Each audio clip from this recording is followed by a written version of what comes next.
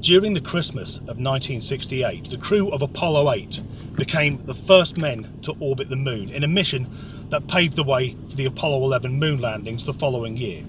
Now, in the UK, roughly 1 in 5 people believe that the moon landings were fake. And that makes sense because in the UK, roughly 1 in 5 people are thick as shit. Now, in 2024, NASA are preparing to send astronauts back to the lunar surface. In part, this is a preparation for a mission to Mars, although to be honest, going to the moon to prepare to go to Mars is a bit like preparing to fly from London to New York by taking a test flight to the Isle of Wight. But in 2023, before these new moon missions, a private company, SpaceX, will be launching the first ever commercial flight which will orbit the moon. Now, 2 tickets on this spacecraft have been bought by a Japanese billionaire whose name I won't try to pronounce. He's bought 1 ticket for himself and 1 for his future girlfriend.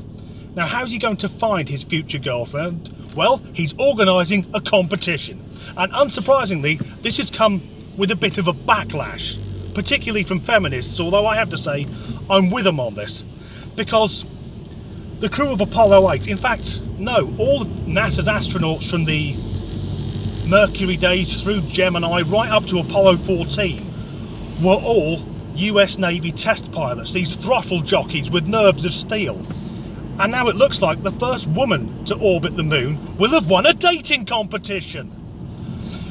Actually, this guy's Japanese. If his future girlfriend is also Japanese, will they have pixelated genitals like they do on the internet? Anyway, this whole thing has been seen as a slap in the face to female astronauts and women who are training to be astronauts. In fact, just yesterday, Christina Koch and Jessica Meir completed the second ever all-female spacewalk, carrying out upgrade work to the International Space Station. But Jessica Meir has been receiving trolling and online abuse following photos she sent back from the ISS. So what group of people would troll an astronaut? Well, it's the group of people accusing her of using a fisheye lens to add false curvature to the Earth. Of course, it's the Flat Earthers! But they seem to have scored a bit of an own goal with this, because it looks like they're admitting that the ISS is real, which of course it is. But many Flat Earthers believe that the International Space Station, which can be seen flying over every night, is actually a holographic projection coming from a secret NASA base at the North Pole. And if you can't get your head around it, remember, these people think the Earth is flat and that the North Pole is in the centre.